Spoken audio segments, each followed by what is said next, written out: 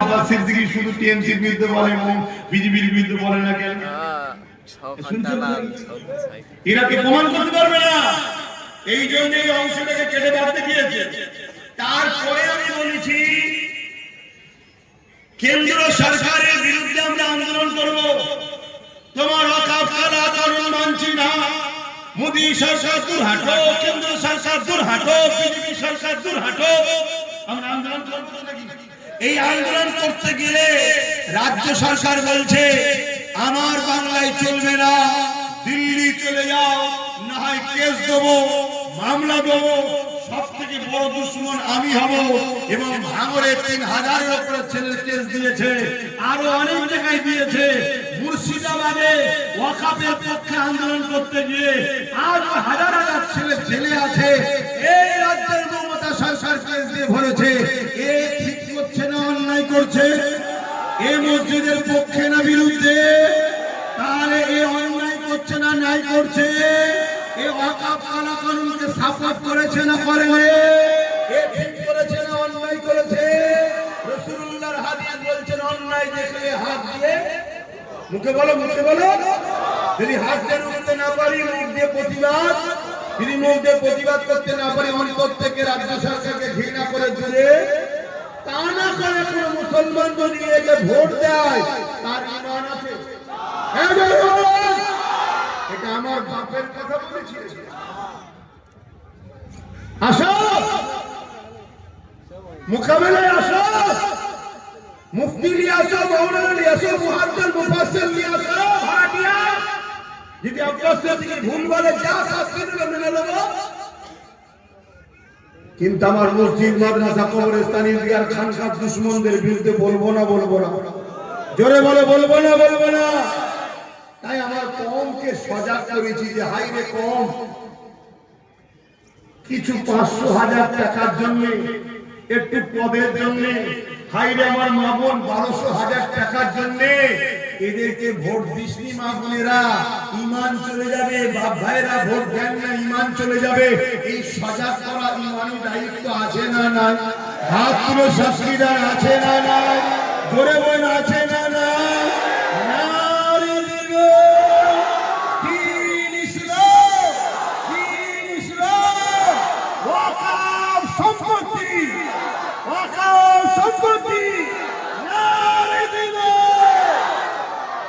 এই কাজটা করা কি ভুল হয়েছে? তারপর আমি আরো বলেছি, সেটা কি, যদি কেউ পোশাক খাইয়ে মুসলমানকে কাফের করতে চায়, সে ঠিক করছে না ভুল করছে? পোশাক খেলে ঈমান থাকবে? তাহলে তার বিরুদ্ধে রাসূলুল্লাহর হাদিস হাতে লড়তে হবে না, হবে না? মুখ দিয়ে প্রতিবাদ করতে হবে না, হবে না? অন্তর থেকে ঘৃণা করে দূরে যাওয়া দরকার আছে না নাই? তা না করে ওই চক্রান্তকারী যে মুসলমানদের ঈমান নিতে আমাদেরকে শেষ করতে চায়, এরকম কি বলে ইসলাম বিদ্বেষীকে ভোট দিলে ঈমান থাকবে? আমি এটা বুঝিয়েছি। তারপরে আরো বলেছি, কেউ যদি বলে কোরআন শেষ হয়ে যাবে, আমার উন্নয়ন শেষ হবে না, ঠিক বলেছে না অন্যায় করেছে? কোরআনের পক্ষে বলেছে না বিরুদ্ধে বলেছে? তাহলে যারা কোরআনের পক্ষে হবে, কোরআন বিরোধীকে ভোট দিয়ে ঈমান থাকবে? একটা লোক কোরআন মানে না, কিন্তু কোরআনের বিরোধীও করে না, সে তার জবাব আল্লাহর কাছে দেবে। শুনছেন না? শুনেছেন? তার সাথে আমি মানুষ হিসেবে মিশবো, সে আমারই ভাই, কেন বাপ আদমেরই ছেলে নেই। শুনছেন তো নাকি? কিন্তু কোরআন মানুষ না, তোর বিষয় বিরোধী করার অধিকার কে? এই কথাগুলো বলেছি। এগুলো বলার পরও আবার আরো একটা কথা বলেছি, কি এরপরেও যদি মনে হয় যে সর্বনাশ হয়ে গেছে, ক্ষতি হবে, তাহলে ওকে ক্ষমা চাইতে বল। আগে মমতাকে বল যে আমার ভুল হয়ে গেছে, আমাকে ক্ষমা করে দাও। তাহলে আমি জলসায় এসে সব কথা বলবো না, সেই জনসভায় এসেছি। শুনছেন তো না? কেন ধর্মের বিষয় যখন বলেন, আমি ধর্ম মাহফিলে এসে আপনাদের কি মনে হচ্ছে নাকি জলসা হিসাব বলছে? কি মনে হচ্ছে? ইফতার পার্টির নামে রাজনীতি হচ্ছে। কলকাতার রেড রোডে মেয়ে ছেলে চলে গেল মমতা, তাহলে মমতা গেল, এটা কি রাজনীতি নয়? বলো বলো। ওই যে কি বলে নির্মল মাঝি মমতাকে আল্লাহ বলেছে, জানো তো নাকি? তারপর তোমাদের এলাকায় আরেক কাফের কাউকে কোন কাফেরকে আল্লাহ বলেছিল না? রিসেন্ট শুনছি সে কাফের নাকি টাকা লিখতে দেখা যাচ্ছে। শুনছেন তো নাকি? এই যে আমার ধর্ম নিয়ে, আমার আল্লাহ নিয়ে যারা গুস্তাখি করবে, খেলা করবে, বিয়াদবি করবে, তাদের বিরুদ্ধে আমি একজন মাওলানা, আমি একজন ধর্মগুরু, আমি একজন পীরজাদা, আমার তো বলার অন্য জায়গা নেই, এখান থেকেই তো বলতে হবে নাকি?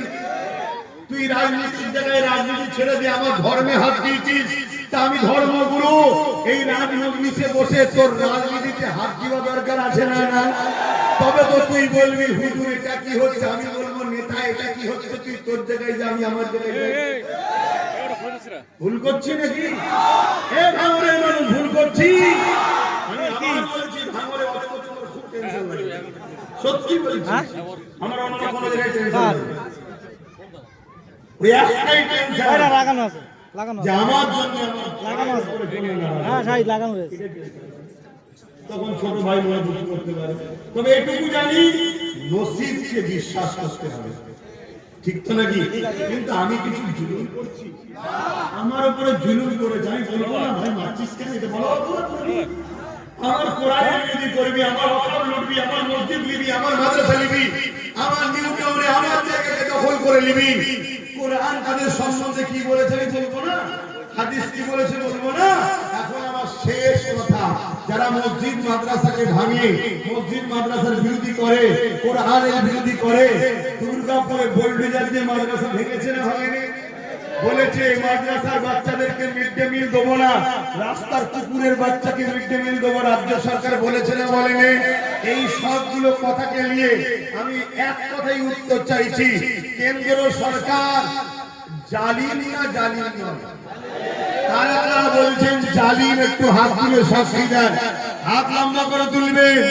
কেউ হাত তুলতে বাকি আছে কি একটু দেখেন, কেউ হাত তুলতে বাকি আছে কি দেখেন, কেউ বাকি থাকলে তার সঙ্গে ঝগড়া করবেন না, শুধু চিনে নেবেন যে এই গাদ্দার আমাদের নয়।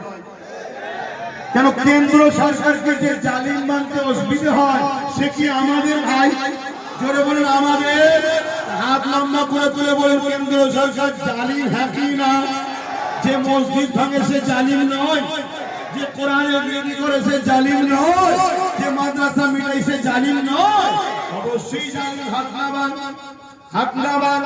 এবারে দ্বিতীয় প্রশ্ন, রাজ্য সরকার জালিম না জালিম নয়? বলছেন জালিম, হাত তুলে দেখান, হাত তুলে দেখান। আবার একবার দেখালেন, কেউ তুলতে বাকি আছে কি, কেউ তুলতে বাকি আছে কি দেখালেন।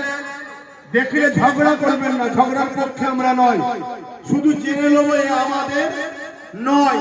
হাত নামান।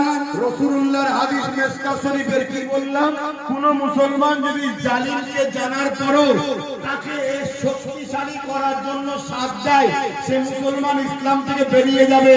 রাসূলুল্লাহর হাদিস, কেন্দ্র সরকার জালিম, কেউ যদি ভোট দেয় শক্তিশালী করার জন্য দিচ্ছে তো ইসলাম থেকে বেরোবে না, বেরোবে না। রাজ্য সরকার জালিম, একেও যদি কেউ ভোট দেয় শক্তিশালী করার জন্য দিচ্ছে তো, তাহলে সে ইসলাম থেকে বেরিয়ে যাবে না, যাবে না? যে ইসলাম থেকে বেরিয়ে যায় তার ঈমান থাকবে। এগুলো তো হাদিস থেকে দিলাম, সময় একটু কাছে এসে বেঁচে থাকলে কোরআন থেকে দলিল দেব। ওয়াম্মা বিনিয়ামতি রাব্বিকা ফাহাদি, আল্লাহ শুকরিয়া আদায় করে বলেছি, এ তো হাদিস থেকে দিলাম। একটু কাছে এসে কোরআন থেকে দলিল দেব যে এদেরকে সাপোর্ট করলে ঈমান থাকবে, ইনশাআল্লাহ দলিল দেব। এবারে এই বক্তব্যটাকে কেটে কোন একটা মুরব্বির সঙ্গে এই বক্তব্যটাকে জুড়েছে, জুড়ে বলেছে দেখো ইনি বলছে হারাম, উনি বলছে চলবে। উনি তো ঠিকই বলেছে চলবে, আর আমিও ঠিকই বলেছি। উনি চলবে কখন বলেছিল? যখন বলেছিল 10,000 মাদ্রাসা দেবো। উনি চলবে কখন বলেছিল? যখন বলেছিল জুলফিকায় রেল হবে। উনি বলেছিল কখন? যখন মানুষের ভাগের কথা বলেছিল, তখন মুখোশ ছিল মমতার মুখে, এখন মুখোশ উঠে গিয়ে বেরিয়ে পড়েছে, একে আর সাথ দিয়ে যাবে। এবারে তাহলে শীতকালের অনেকে বড় জুল্লি হয়, 10 বছর আগের কথা এখন জুল্লি হবে? কথা মাথায় ঢুকছে না ঢোকে না? হ্যাঁ, মুরব্বি সম্মান করতে হবে, কে বলেছে করবো না? কিন্তু তিনি তো এখন বলেন, তিনি তো ভালো যখন ছিল ভালোকে ভালো বলেছে। আচ্ছা, আমি যদি আপনাকে কেউ যদি কোনো মুসলমান যদি আপনাকে সালাম দেয় বা আমাকে সালাম দেয়, আমি জবাব দেবো না দেবো না? কালকে যদি সে ইসলাম ছেড়ে দেয় আর সালাম দিলে জবাব দেবে? যখন ভালো কথা বলেছিল তখন ভালো বলেছে, আর যখন আজকে দেখে চিনতে পেরে গেছে আর ভালো বলা যাবে? এখন আমার শেষ কথা, ওয়াকাফকে কারা বাঁচাতে চান একটু হাত তুলে দেখান। মারহাবা মারহাবা, নারে তাকবীর। এখানে একটা নামাজ হবে আর 10 মিনিট বলবো, তারপরে নামাজ পড়াবো। কথা বুঝে আসছে? 10 মিনিট